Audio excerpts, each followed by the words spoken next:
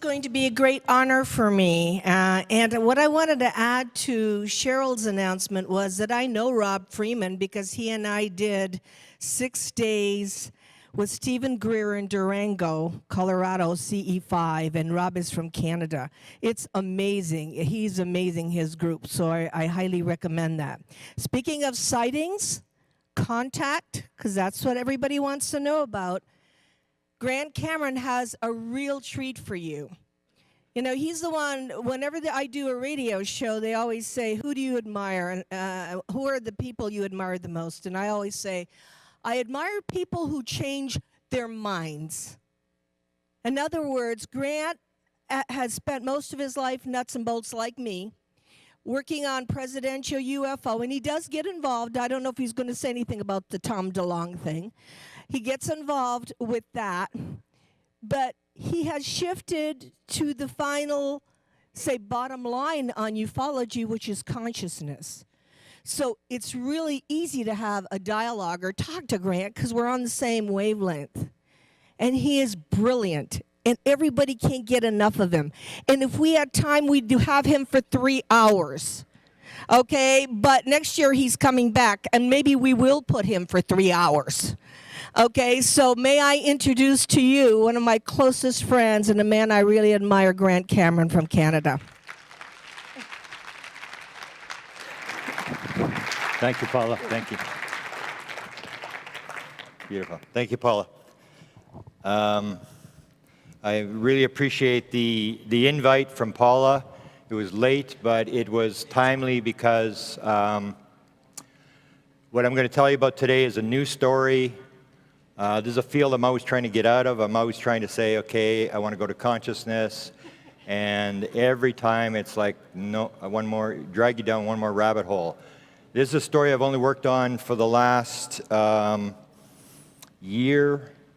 And I will say I've been at this for 42 years. This is the biggest, most important story I've ever seen. It's unbelievable. I just can't believe what has actually happened. And the way I'm going to phrase it here is, this is alien disclosure at Mount Shasta.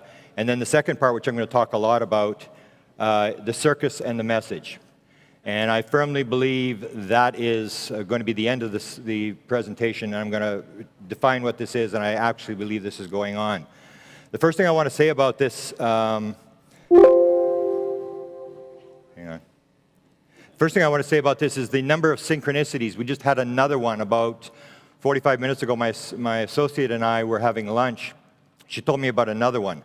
This story is riddled with so many synchronicities of things that have happened. And as I'll tell you the story, I get a message from an alien, and I've had 3 messages from this alien. I had a message before from an alien, and it turned into the music book. So I knew to listen, and one of the messages said that I would put the pieces together. And so we started to put this thing together, and I'm only going to tell you maybe 1% of this story because it is unraveling so fast. There are so many pieces that are coming together every day, and almost every day there's a synchronicity. And this is one of the women who's helping me put this together. This is Caterina Castillo, who's in Los Angeles, because this is a story about Latinos, and I don't speak Spanish, so I need Latino people to help me track these people down, talk to them, translate for me. And this is what she said, and this is not me, so this is to talk to you about what this synchronicity thing is about. She said, life is such a mystery. You think to yourself, I will never find this person I need to talk to. She was looking for somebody for me. Then you find someone who knows them, and you find that person you are looking for, and in their list of friends, and looking for in their list of friends, and you go and find the person you thought you would never find, and you find out you have been friends all along. And she said, Rod Serling has to be nearby. And that's what's happened. We've had these synchronicities. We had another one today where there's somebody we were about to interview in Florida, and then someone came up to my assistant and said, do you know this guy from Florida? And it's that kind of weird stuff where It has these bizarre things where it's been said that the more synchronicities you have, the more you're on the right track. And we have so much material and so many leads that there's sort of 3 of us working on the story, or 4 now, that you just can't keep up. There's just so many people appearing, and these pieces of the puzzle and I've only been working on this for the last year. So I'll tell you how this starts. I wrote the book Managing Magic, which was about the government's UFO disclosure plan. And if I have some time at the end, I'll talk a little bit about Tom DeLonge and that whole thing. I had somebody inside his organization, and I know a lot of the people that he's dealing with. So I wrote this book, and in the book, basically what I say is that there are 3 options of what is actually going on in terms of the government. The government could disclose. If they wanted to disclose, they put the president up, they'd get CNN, Fox News, Washington Post, and New York Times, and they'd show them the bodies, they'd show them the crafts, they would have a news conference, they'd say whatever your documents you need, whatever photographs you need, they are not disclosing. No matter what anybody tells you, the government is not doing the disclosure thing, because that's what they would do. But they're also not covering up. A lot of people say they're covering up. And if they wanted to cover up, I'm from Canada, and because I did the US presidents and I did a lot of stuff in the United States, people would ask me what's going on in Canada, and I would always have the same answer: I haven't got the foggiest notion. Because the Canadian government and the British government and the Australian government and the Chinese and the Russians have all just shut up. And if you wanted to cover this thing up, you would just shut up and stop talking about it. And that's not what they're doing. There is numerous. I had a conversation into 2 o'clock this morning. Whole new thing that looks like I'm going to have to go down this road again with the government thing. There is just so many people coming forward, so many people being contacted. And I will assure you that they are doing gradual disclosure. Not doing disclosure, but they're doing gradual disclosure massively. And Tom DeLonge put this. He talked about, before he had his recent news conference thing, he said, every word spoken has been planned for months. The biggest stuff has yet to come. Anybody complaining has no clue what's going on at the DOD, at the Department of Defense. I would absolutely agree that from what I know, there is massive numbers of things that they have this on the chart, and they are leaking stuff at a massive rate. I've heard there's up to 6 teams that are out there trying to indirectly leak stories into the UFO community as to what's going on. So this is how it sets up. I'm working on the disclosure thing, and then I suddenly realized that the aliens are doing the same thing, exactly the same thing. They are not disclosing, because if they wanted to disclose, they'd land on the White House lawn and they would introduce themselves, then they'd crawl down the chimney and give us the free energy toys and then go back where they came from. They are not disclosing. They are not landing on the White House lawn, and they are not covering up, because I always tell people, why do UFOs have lights on them? They have lights on them so you can see them. That's the circus. They want the circus, they want you to see them, but they're not doing full disclosure or full cover-up. They're doing something in between, just like the U.S. government. And this is one of the examples. As most people know, Bigelow had the ranch, the Skinwalker Ranch, and he's now sold the ranch.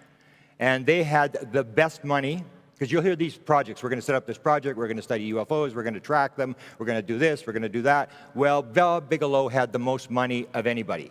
He had the best people, the high-level government people, former government people who had worked on this subject. They were on his board. He was paying them to advise him. He had the best equipment. He had it at Skinwalker Ranch, and he shut it down. And the reason he shut it down was because he couldn't discover anything.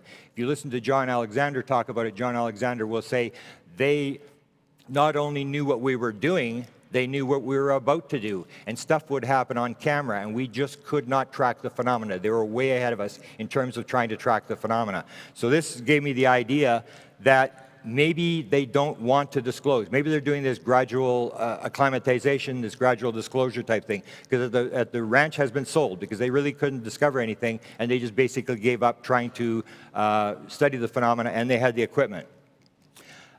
Here's another one. This is the guy who runs Tom DeLonge's operation. I assure you he runs Tom DeLonge's operation. He's a former briefer for the President of the United States.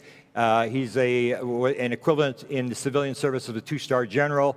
He is an experiencer. He and his wife had a very dramatic experience in the early 1990s. So he's in this thing not because he's an evil government guy who wants to mess us all around. He wants to figure out the thing because he's an experiencer. He's had them in the room. He had the beings in his bedroom with his wife, and he said it shattered his view of reality. And he says basically the same sort of thing about the idea that we can sort of measure this. He said, I am very much aware, particularly in regard to the phenomena, that this measured and linear approach is arguably laughable. And that's the idea that we're going to measure it, we're going to analyze it, we're going to capture it, we're going to do whatever.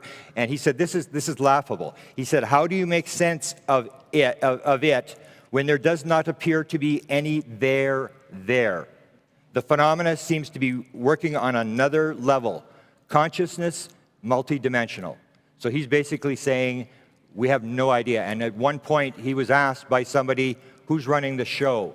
And his answer was, they are. This is the guy, this is where this story starts. This is Ron Pandolfi, and he's kind of a goofy guy, and he's got a lot of stories about him, but what I'm absolutely sure of is that he does run the UFO thing for the U.S. government. He is probably briefs all the high-level officials. The rumored story was that he's briefed the last 6 presidents, including Donald Trump. And we went through December. I was talking to a very close associate that he was briefing Donald Trump. So he's the main guy. That's his wife, is Aliha Pandolfi. And then the daughter, and they all fit in. The daughter is Kashmir. She's now 7. When we were dealing with her, she's about 6 years old. And I'm going to show you a clip. This is the only time I've ever seen Ron Pandolfi actually on camera. And what he's going to talk about, he's going to talk about portals. And the reason I got interested in his portal thing, that they're trying to leak into the UFO community the fact that there are portals. And what they have set up in Hollywood, unless they're totally messing me around, because they offered me a position to be an advisor on this thing, and I turned it down. And what it is a 6-part documentary in which they're going to do 4 parts on the Avery, and the last 2 segments are going to be on the portal, and it's going to be nonfiction. And so he's trying to put out this portal story, and because the portal story goes to consciousness. If there are portals, if there are wormholes, if there are zendras, which I'm going to talk about, then this has got nothing to do with big spaceships going at the speed of light. This has got to do with going point to point in space, moving from one world to another, entangled particles, this sort of thing, where you can basically move from here to here in the universe just by going through these portals, or that this thing may be multidimensional. And it kills the materialistic paradigm, that this thing is material and that they're just the tin cans with little aliens flying around and that they randomly found us. This changes everything. If portals are for real, then everything changes, because then you're talking multidimensional and you're talking consciousness, which is, I've always said since I had my download experience in 2012, this is the bottom line. If you don't understand consciousness and how it fits in, you are never going to figure this thing out. It is all got to do with consciousness. And Ron Pandolfi and the Avery are watching 2 important things. They're watching consciousness. They call it phenomenology. So it's not just UFOs. It's paranormal phenomena. It's psychic phenomena. It's the whole thing. It's phenomenology. And the other thing that they're watching very carefully is experiencers, because they cannot control the phenomena. And in order for them to know what's going on, they have to watch people like in this room who are experiencers, who are interacting with the phenomena, because they can't interact with the phenomena. So I'm going to show you this video here. This takes place on a cruise ship last December. This is his wife poses the question to him, and I always point out that he has his daughter on his lap, so you can be assured that this guy is not out to try to destroy the world for his daughter. Everybody thinks they're saving the world. Now, Ron Pandolfi may be deceived, he may be out to lunch or whatever, but he's not trying to destroy the world. He's actually trying to save it. Here he's going to talk about portals. He talks about going to the desert. And the desert, there was the portal. The story was the portal was in the desert, and he refers to a guy sitting beside him. His name is John, and he's an ex-Marine guy. We don't know too much about him. And I'm going to play it. It's in a cruise ship, so you can't hear it very well. So then I'm going to read what he actually says. Remember, this is the only time this guy's ever been on camera, and he's talking about portals. So she asks him, what do you think, Footman? That's his sort of code name. Yeah. What about you? What do you have to say?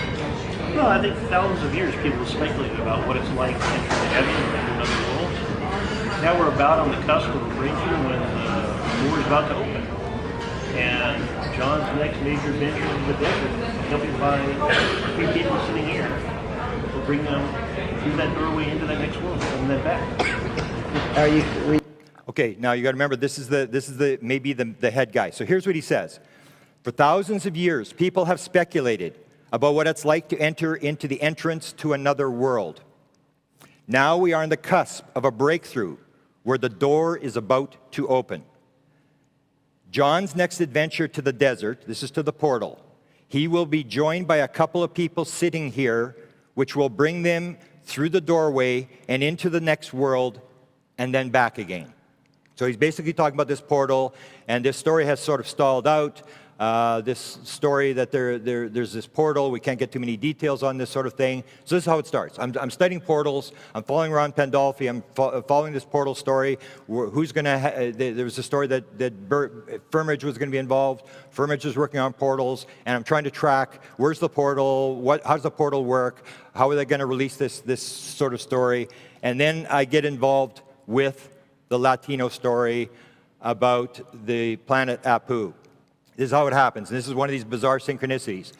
This is a book that was just released in Canada. This is the book about how everything started for me. It's called Charlie Red Star. It tells about my stories in 1975. I tried to publish the book in 1977. Nobody will deal with it. I said, okay, that's a waste of time. Forget about the sightings. I give it to my sister for 30 years. My sister holds it for 30 years. She gives me the book back, and I go, holy cow. I didn't realize I'd written the whole book. I take it, I put it on digital, and then a woman contacts me from Toronto, and this is Teza Lawrence. She's a producer of a TV, does a bunch of TV shows in Toronto. She's got Amaze Film, and she contacts me and she says to me, can I read your manuscript? And I said, sure. So I get the digital copy, I send her the digital copy, and she contacts me back and she said, this is exactly what I want. I would like to option your book for a movie. And I said, yeah, whatever. It's not, and then she said, I need it published. And I said, well, I sort of published my own stuff. Nope, we need it published. We need it to go through a publisher because it's going to be linked into the movie and it's going to come out at the same time as the movie. And so she starts telling me about this movie. And what the movie's about, it's about Mission Rama. And I go, whatever, who cares?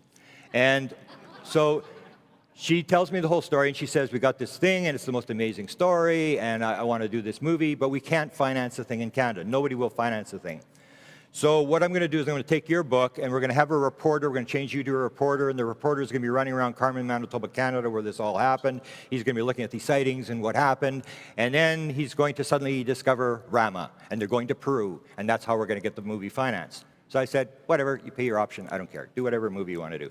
So she puts the contract up. I look at the contract. It says, we get your next book at the same rate. We control you. I said, I'm not signing this thing. I don't sign the book deal. 6 months later, she comes back. She says, what do you do? And I said, well, I'm not signing that stupid thing. I'm not going to sign over my life to these guys. And the only reason I'm putting it through a publisher is because you want it to be linked in. And so she says, well, you can negotiate with them. And I said, well, no, I don't really negotiate with people. I mean, if the contract's okay, I'll sign. I'm not going to go and fight with people and negotiate. It's not me. So she goes and negotiates the thing a second time. She goes in and she negotiates, and I figure, well, this time I better play nice and I better not embarrass her a second time. So I said, I'll go along with it. And so we go along, and the book gets published. And she starts working on her Rama movie. Then she gets sick. She pulls the movie off the shelf, and then I get dragged into the Rama story. Now, I have no interest in the Rama story. I don't care what movie she's doing, whatever. And this is where the synchronicity comes from.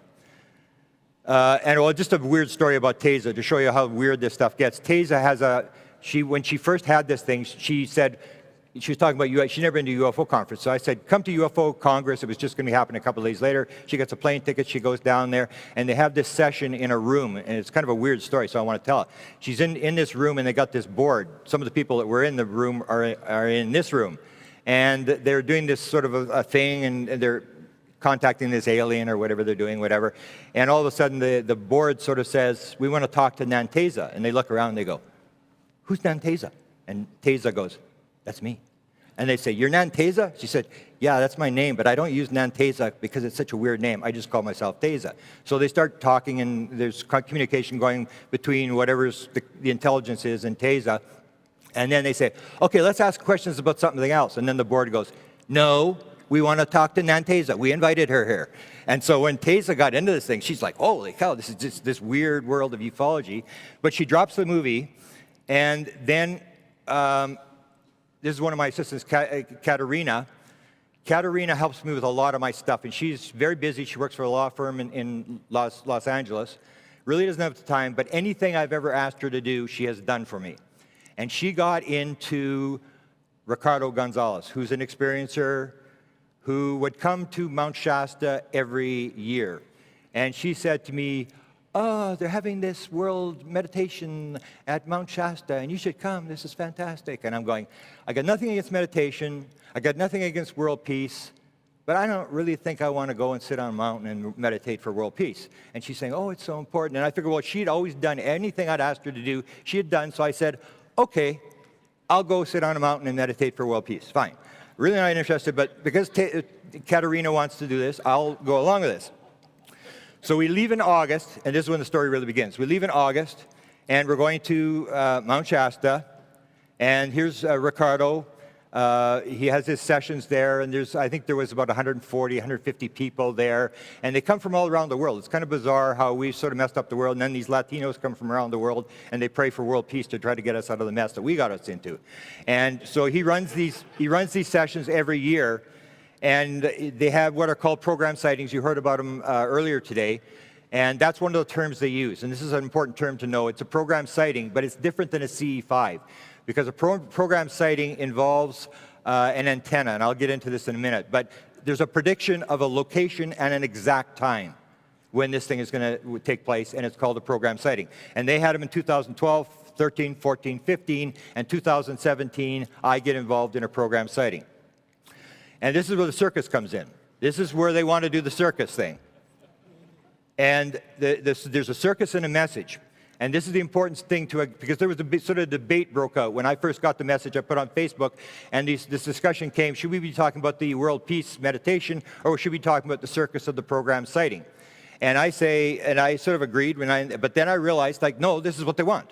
They want a circus. And here's the perfect analogies. Jesus Christ. So Jesus Christ walks on water. Jesus Christ feeds 5,000 people. Jesus Christ rises from the dead. He raises Lazarus. He heals people. How many people today would know who Jesus Christ was if he'd never done those things? He does the circus. He does the circus, and then everybody listens to the message. So the circus is part of the message. You need the circus. And I'll give you some other examples here. I had a sighting. I can absolutely guarantee you, because I had no interest in UFOs. I had no interest in extraterrestrial life. This is the sighting. This is the object I saw, Charlie Red Star, 1975. If I had not seen this thing fly in front of my car the first night we went out, I said, we're never going to see anything. Buy the lottery ticket. I can win, but I'm not going to win. We're not going to see anything. And the thing flew right in front of the car, and I went, oh, my God. The second night, it came right at me. And it was like dragging me in. It was like the circus. And so that's why I say, why do UFOs have lights on it? So you can see it. It's the circus. They want you to get into this thing. They want you to get what's going on here and starting to wonder or whatever. Then they give you the message. If they don't give you the circus, nobody listens to the message. So I wouldn't be here if I hadn't had these sightings in 1975. The aerial school. 62 kids. This is now becoming very prominent. These little kids in Rhodesia who see this UFO land, and they're all getting these messages flashing in their head. One's getting environmental messages. One of the messages is saying you've got technology, but you're not doing it properly. You're misusing the technology and stuff. So why would beings land in a schoolyard in front of 62 kids? It's the circus. They want this story told. They want this story out. Same as James Fox just came back from Australia. 300 kids, they land at a school outside of school. 300 kids say it. Now James Fox is going to do movie stuff on this thing. It's the circus. They want the circus, then the people will listen to the message, because the message comes once they tell what happened. Then these little kids tell the message. Oh, how there was going to be no oxygen, and the trees were going to fall down, and everything was going to die. The messages come, but first you need the circus to get people to watch the story. Here's one, Travis Walton. I have a disagreement with most people on Travis Walton. Travis Walton was abducted for 5 days the same year as I had my experience. And I always ask the question, why did they take Travis Walton for 5 days? was the Grays on the tall gray on strike or something, or on holidays, and they had to wait for him to come back, or like the story was, well, he died and they had to bring him back. Well, we can bring people back faster than 5 days. Why did they take him for 5 days? Because if Travis Walton had been abducted for 15 minutes, you never would have heard of Travis Walton. They said, let's take him for 5 days, and he always has been the biggest UFO story every time. He travels the world. He's got his message because he was abducted for 5 days. Lots of people get abducted, but they're not prominent because they don't have this circus atmosphere to the thing. The guy in the middle is my good friend Chris Bledsoe. He is one of the highest level contactees. All sorts of government people are watching this guy. I've been friends with him since 2012. He has just bizarre stuff going around him. There's all these movie deals. They're trying to get his story and stuff like that. And he has the burning tree. He has these orbs. And I get involved in his story, and I'm sort of following his story. And what happens is I go to his house in 2013, and the front door kept getting left open. And the dogs kept coming in the house. And it happened 3 times. And he's going, well, how did the front door keep getting left wide open? And I'm going, he left the door open. Like, it didn't impress me at all. I go to Florida. I'm actually lecturing for Paula in Florida, and I come back, and when I came back, this incident happens with the dog. So when they do the Chris Bledsoe series or movie or whatever they're going to do, this story is going to be in there. It's like they want this thing in the movie. And what happens is I come back, and Chris and I had a debate, and I say, no. He thought it was something else. I said, no, I think they just want this story out. They want this, because I was going, he left the door open. This is nothing. And so they said, basically, this happened within 5 minutes when I came back from Florida, coming through North Carolina, where he lives. They basically said, you weren't impressed with us letting the dogs in? Watch this. And I'm walking in the house, and suddenly the blood is shooting out the dog's neck, and it's all over the walls and stuff like this. And I'm going, this is weird. Run to the car, get the camera, and I start photographing all these photographs, and it's on me. The blood is all over my pants. I've still got these pants. I've actually got them here. They're my famous pants, and I left them for a month and then washed them, and all the blood came out. But it was this bizarre thing where when Warner Brothers says, can we get those photographs? Can we see those photographs of that thing? It's not so much that they want the story of the dog. It's Chris gets to tell the message, because that's what the movie will be called, or whatever it is. It's called The Message. He has a message that he's been given for the world. So you have all this circus stuff, and then Chris tells the message. So this is how I sort of got into it. Now here's how I get into the Rama thing. This is Desta, who's an associate of mine and very helpful, and she's actually an antenna, which is similar to what Rama uses. You have people who are able to tap in.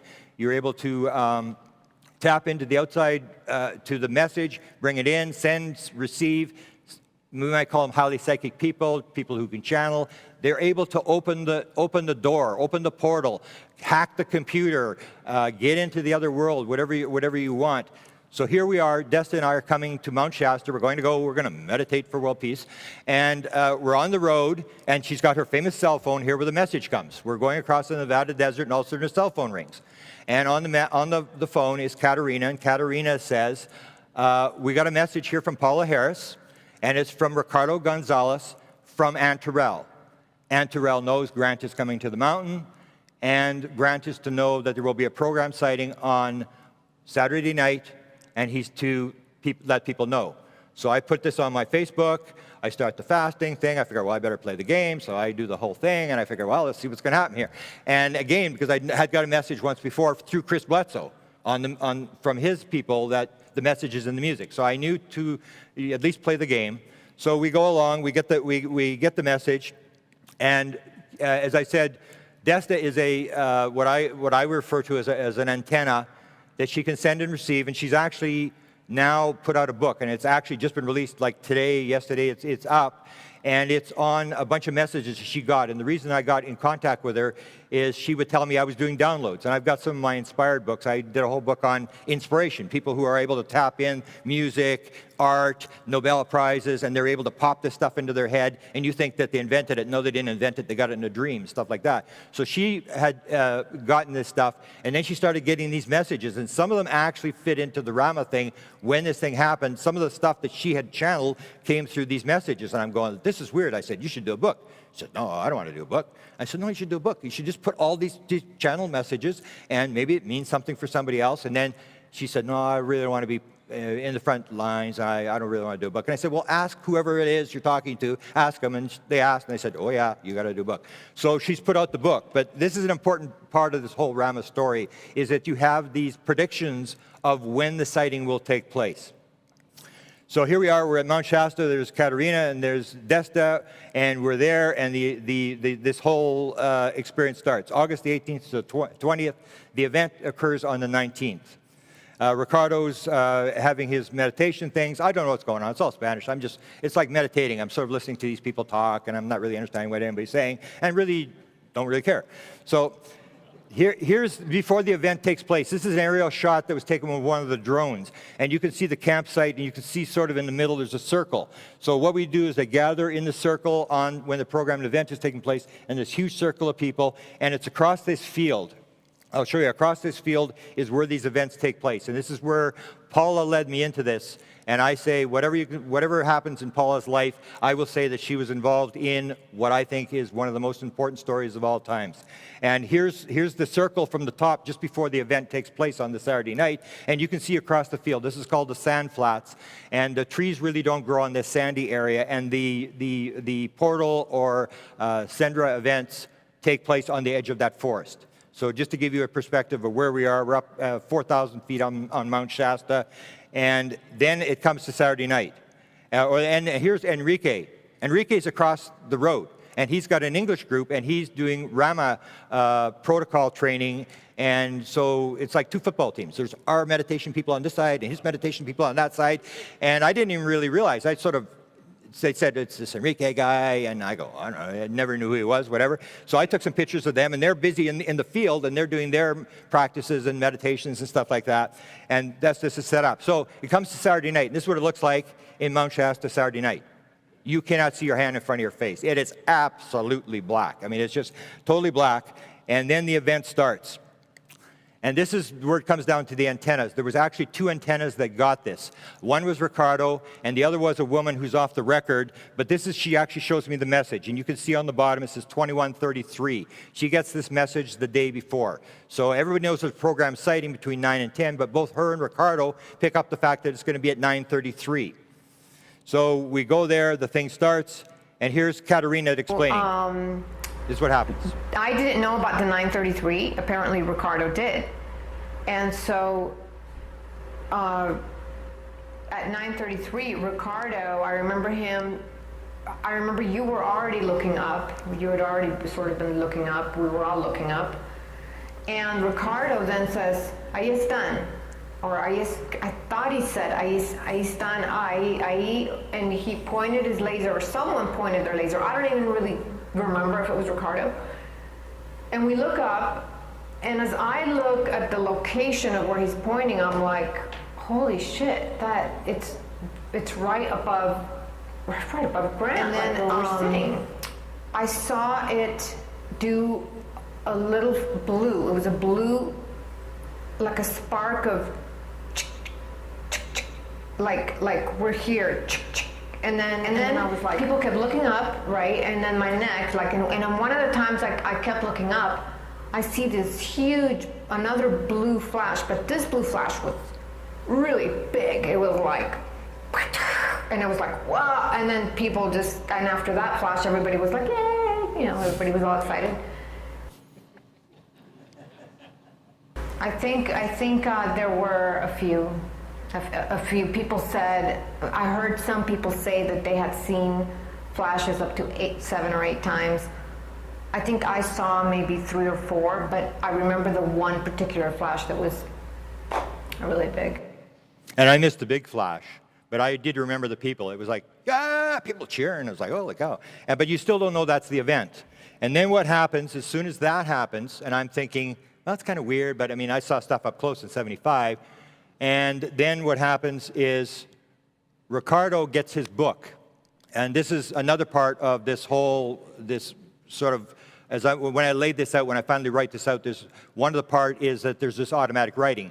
Now, when I got involved in, my book was published in '77, I studied the Canadian government, and the Canadian government guy who ran it, Wilbur Smith, was a contactee, and his wife was a contactee, and they did automatic writing, so I knew what automatic writing was, and I remember sitting there, and I was just furious. I didn't have my camera, I didn't have my movie camera, because Ricardo opens the book, and then the hand starts going, and Saul has got the cell phone, and she's lighting up the book, and he's writing away, and then all of a sudden he starts going sideways, and I said to the desk, I said, he's going sideways, and she says, well, that's the way he's holding the book. I said, no, he's going sideways. And then he's going up and down the page. And I'm going, holy cow. And then he closes the book and he sits there quietly, and I was like, the book's open again. And he's writing away again. I go, he's automatic writing. He's doing automatic. And I was like, why don't I have my camera? And it was just so bizarre to watch this in the dark, that pitch dark except for this cell phone.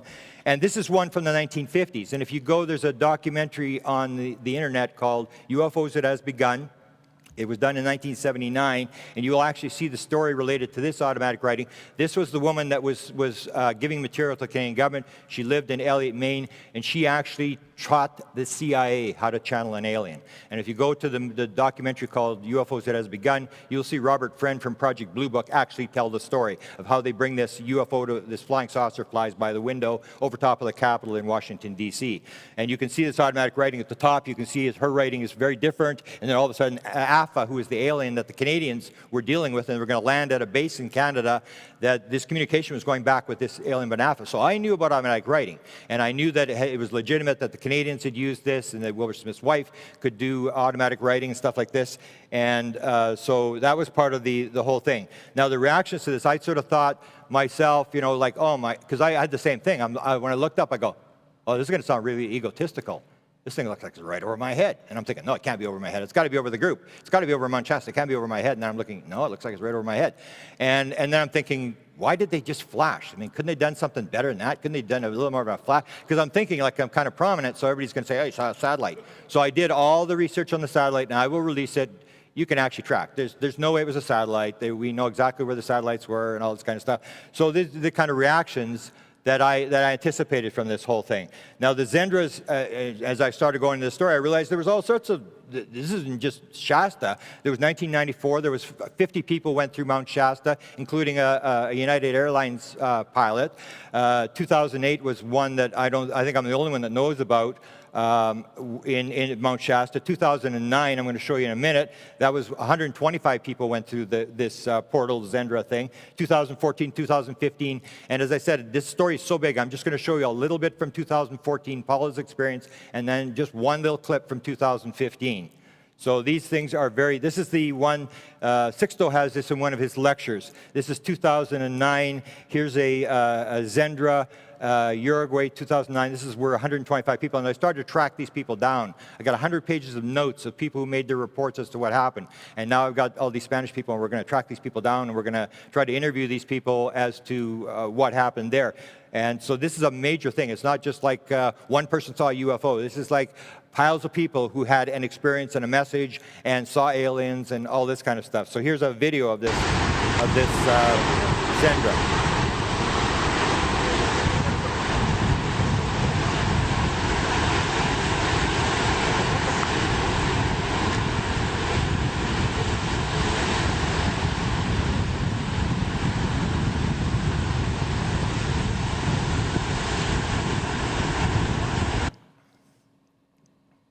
Now, what happens in the 2014, this is what I'm going to do, 2014, you have these antennas, people who are able to pick up the message. And in 2014, what happens is they say there's going to be a program sighting, people are to come to Mount Shasta, and then a couple of weeks and a couple of days, 6 people get messages. They're going to open a zendra. And so this is one of them. The guy actually draws it. He actually draws the edge of the forest, 7 people, including, he mentions Paula Harris. And so the whole thing is set up. And this is important to remember, that there are these 6 messages that say they're going to open this zendra. Now here's the guy. So when the program sighting happens, the thing flies by, and because Ricardo and this guy's name is Raimundo, they've been on a number of these expeditions around the world, so they know that there's a prediction that there's going to be this zendra. So what they do is they go into the forest looking for this portal thing. And Raimundo actually finds it. And he says to Ricardo, Antarels in the forest. Antarel is the name of this being that is involved in these Ricardo Gonzalez experiences. So that's when they go to get Paula. Now, there's a lot of garbage gone around about Paula, that Paula, it's like, oh, Paula wanted to make money, Paula wanted to be in a contactee. Paula wanted nothing to do with this at all. And so when they saw Antarel in the forest, then Ricardo says, we got to go get Paula. He wants Paula. Paula's got to go to the forest. So they go back to Paula. Paula don't want to go. Paula's sitting there with her little rock. They were gathering rocks. They were doing meditating. She didn't volunteer for this thing. And that's when Ricardo says to her, Antarel's in the forest. Are you ready? And Paula, as they describe it, locks up. She doesn't know what to do. She's just as nervous as can be. They put a coat around her. They're taking her out there. They're walking in the pitch dark through this field, and they go out. And here's Paula. This is on my most of these interviews. We've done a lot of interviews with these witnesses, and that was the most bizarre thing. The day I had this experience at night, during the day, I filmed Paula. I said, Paula, where did this happen? She said, well, let's go. And we go walking across the field. I got my movie camera. And I go, oh, okay. And I start filming. And Paula's talking, and it's 22 minutes. And it's on my YouTube site, which is White House UFO. And I have a lot of the videos of the witnesses. And this is the important thing, because we put the videos up, and people would say, oh, bullshit. And I go, like, how long did you have to sit in your high chair to think of that, you know? And this is the whole thing. And it's like, what happened to the 10 witnesses? There's 10 witnesses who saw this being, who were there, who saw this, were involved. This is not Paula Harris. This is a lot of people who saw this thing. And what I do is I first interview Paula. I'm going to play about 3 minutes of this. There's 22-minute video of her telling the whole story. As we walk through the field, she tells who's there, where the being is, where they are, this mist coming off the ground. The zendra is like a bluish-white mist that's coming off the ground. And so she describes that. So if you go to the White House UFO YouTube channel, you will see a lot of these videos of these witnesses. Because once I filmed her, she said, oh, the other people are here. I said, they are? And then we went back, and I said, and I got the camera running. I said, they all scattered. They didn't want to be on camera. And I said, did you see this Antarel? Oh, yeah, I saw him. And then I started filming these people. And these are people, like, they're not like, you know, some of them are military people or psychologists, but a lot of them are just ordinary people that really can't speak English very well and are doing their best to try to tell me what they saw. And they all basically said the same thing. And I'm going, why has nobody covered this story? This is the most amazing thing I've ever seen in my life. And then I go to the 2015 people, and it's the same thing. These people are all saying, yeah, it happened exactly the way Paula said it happened. And so here's a couple of minutes of Paula that basically, as she tells me where this happened. So you probably know that this happened to Paula, but here's Paula actually at the location telling what happened. I mean, I can see it again. I can see that's the tree he was standing next to. Just let me just take a deep breath. So the small tree beside the one that's bent over. Yeah. That little baby tree is where I was standing. He was standing next to that tree. See how close I was? Yeah. But you know something? Come to that spot. Come to that spot. And where was the stuff coming off the ground then? Here. Just in here?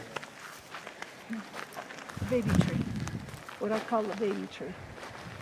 Right in here. Right this area. And so you're standing here, and he's on the other side of the log? He's standing next to that second skinny tree. See the second skinny tree?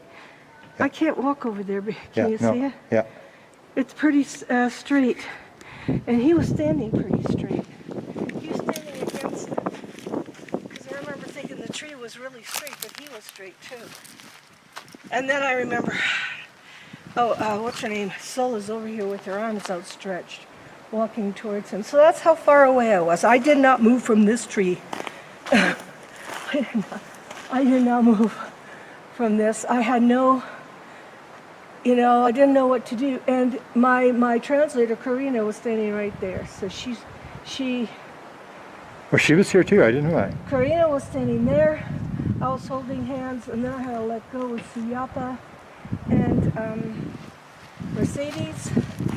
I had to let go, and then you can talk to Mercedes, but she'll tell you she turned around and I wasn't there, she says. Wow. And I was here. So she said, she turned, this is how close we were, because we were standing next to this little baby tree.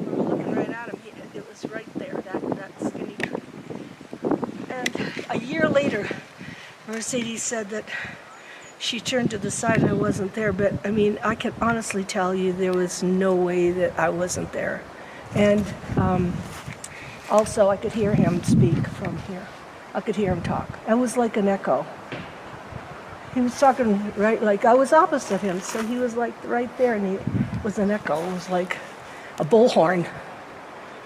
Did you see it as an honor to have No. experienced it? No, I was confused. I didn't know what the protocol was. I thought, what am I supposed to do? Supposed to say hi, you know, like, what are you supposed to do? So I think I just kept looking at him, trying to understand what he was saying. He had a hoodie on, he had a dark outfit, he was 10 foot tall, so he was like, just picture 10 foot above. He was tall, he was very tall. And so I'm listening, and at the very end he says, thank you, like a robot, turns around and walks right back into the forest. And so I didn't know what to do. I thought I was hearing things. I thought I was going crazy. And these two women did not hear him talk. Wow. So what do? You know, I'm not crazy. I heard him, but I couldn't understand what he said. The only part I understood was a thank you. At the very end, sounded like a robot. And he turned around and walked back in. And as I'm looking at that, I am so sure. I mean, this is a real experience that, you know, I haven't been here for a while. You're not prepared for anything like this because it's just, I didn't know what was going to happen, and I wasn't afraid. I just was confused. Like, what do you do? Like, what are you supposed to do? And Sol, that had never seen Antara, in all her years she was with Ricardo, was walking towards him with her arm outstretched. I remember thinking, don't go there, don't go there. I remember thinking, don't go there. And then Ricardo from over here is yelling, don't touch him. And then when he left to walk back in the forest on Tarao, Ricardo called us and we went to that tree over there, and he said, what happened? And I said, I think he said thank you. I don't know what happened, but I heard him talk and I can't understand a word he said. Then later he said it was Irdin, which is a language that the Apunians speak, and that Sol sings in that language. This is the group here. Let's go back here. Come on. This is the group of that's sort of scattered when I got near them. But a lot of these people went on camera and told the story. And I haven't got time to really play it, but they all back up the story. So that's what you got to remember. This is not just Paula. This was 9 or 10 people, and 15 for sure was 10 people that were there and actually saw this and witnessed this whole thing. So here's 2015. I just want to play one thing from 2015, and this goes back to the circus. This is the impression that I get, and this is a guy, a friend of Paula's, Tom Hamblin, who drove Paula there in 2015. And what happens with him is they're going to the forest, and Paula, as he says, is so locked up that they bring a chair for her to sit in. And he puts his coat around her, and they're trying to calm Paula down. And again, Paula really doesn't want to go, but she's got to go back to the forest. Antarel wants to talk to her again. So you have this whole group of people again heading to the forest. They know Antarel's there. They found him. They're heading back to the forest again. And he tells this story of he's there, and he knows that he's not invited to go into the zendra. And the zendra is like a interdimensional thing where they sort of create this bubble where you can go into this, they lower their vibration or lower, higher yours, however it works. You go into this bubble and they can talk to you in this zendra type thing. And so he knows that he's not invited to go. He says, I don't know what galactic protocol was, but he says, I just know I wasn't invited. So I wanted to go desperately. And then he said, and Ricardo said, you should go back and meditate with the other people. And he said, but I really didn't understand Spanish, so I really don't know if he said that. So he's got the chair, and Paula had disappeared into the darkness. He said once you took 5 steps, they were in the dark. You couldn't see them anymore. And so he said, well, I got this chair, so I'm just going to sit here. So he just sits there, and he's pretty close. And I said, did you see anything? He said, oh, yeah, I saw something. And he describes what he saw, and this is one of the interviews we're about to put on the, it's about an hour long, where he describes him sitting in the field. And one of the people he talks about, and this still gives me chills when I listen to this description that he gives. He talks to one of the witnesses as they come back. Here's him describing, and this goes to the circus thing. about how this is the first time this guy's ever been to Shasta, ever experienced something like this, and he talks to this guy as he comes out. Here's Tom Hamblin telling the story. The one thing about him, he came back and his face was glowing. He was like a child who had just experienced his first Christmas, who just saw Santa Claus. Wow. And he looked at me and he said, Tom, people exist from other planets. Now, Grant, remember, he'd come there as a novice. I mean, he just came there to kind of learn. And he kind of inserted himself into that group and then walked right out there. And now coming back, he's just saying, Tom, they exist.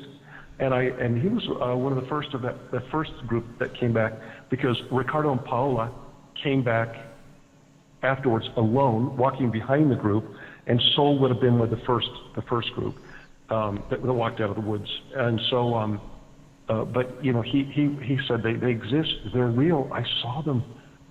People exist from other places. They were there. They were there. They were there. He was just so calm and elated and excited and amazed and in awe. It was like he had just seen God.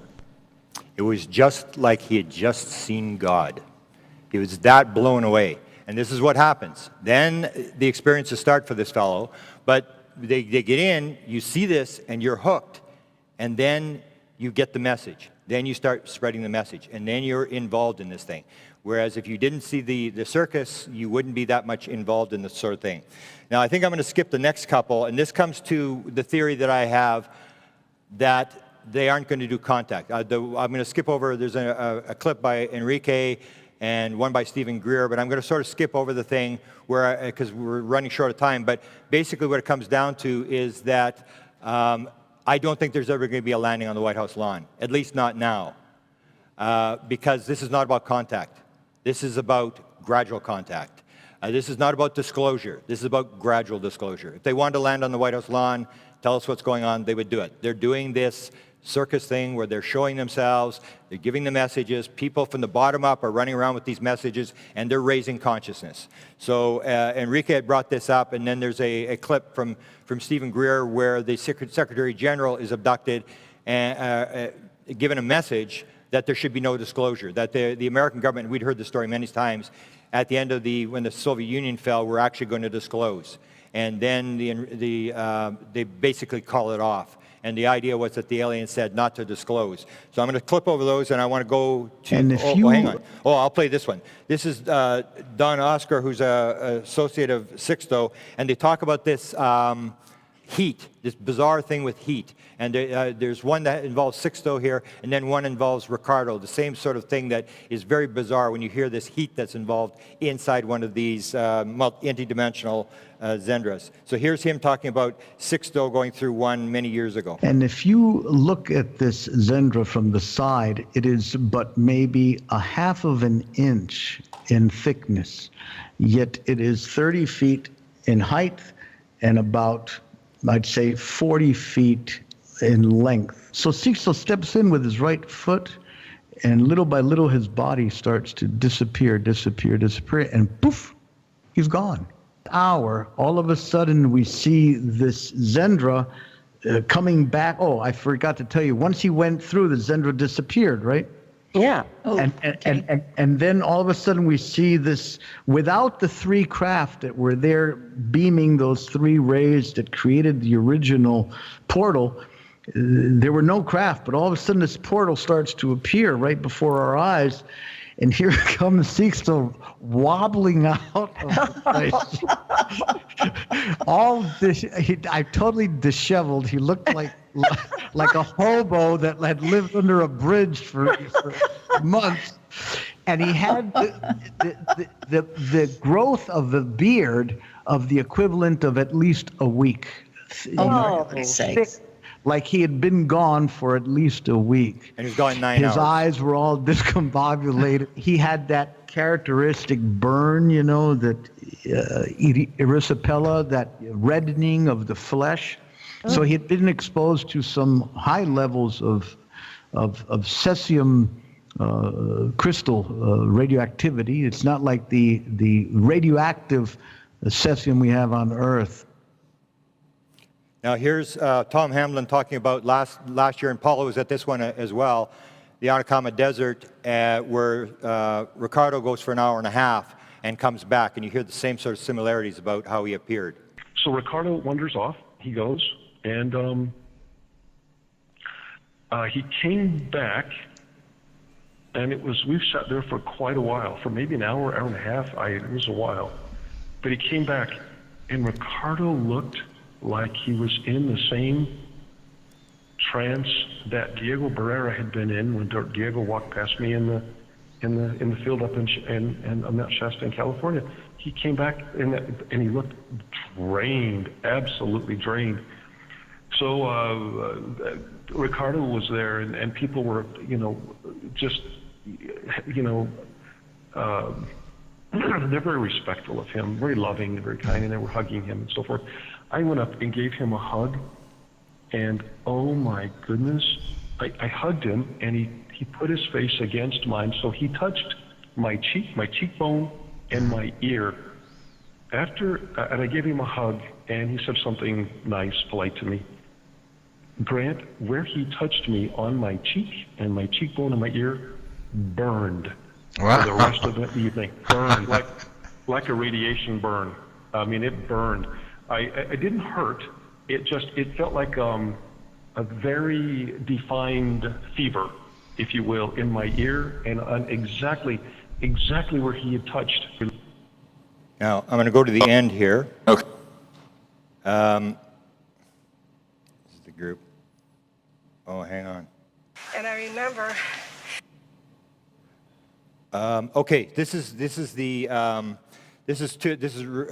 Raimundo and Deborah, and they talk about, this is at the end, where I say that we really don't think they want contact, and a lot of them describe this fact that Antarel put his hand up, both in 2014, 2015, basically saying, stay back.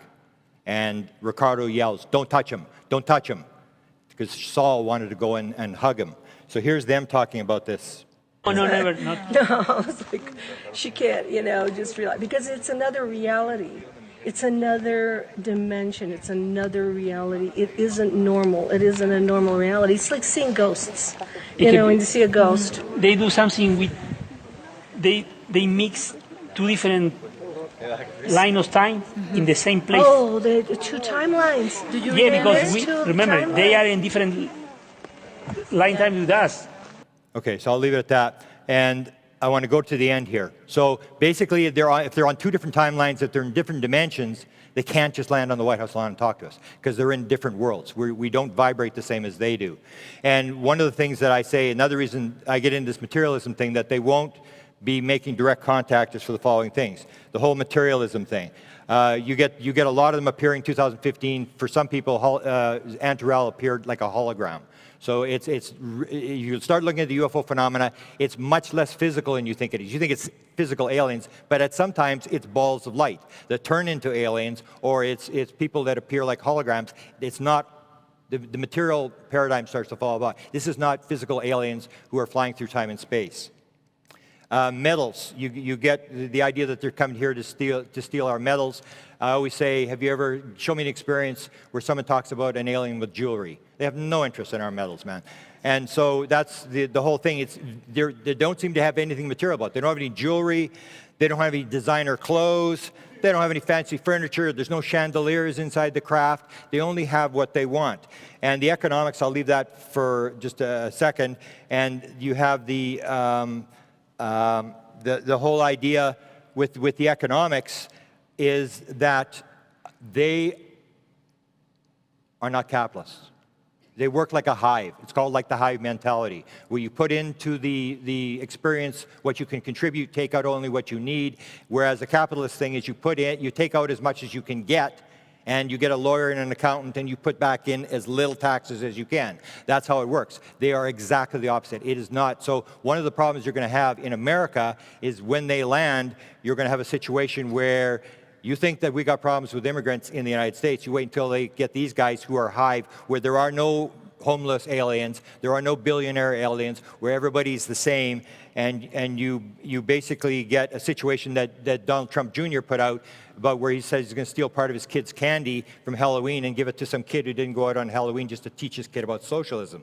There is a great antagonism towards socialism, and that seems to be the closest to what this is. This is like a very equalitarian society where everybody's doing their job. And what I say when it comes to, so you got the whole circus thing, and here's the message. From all I've talked to, the people I've talked to, the message is very simple.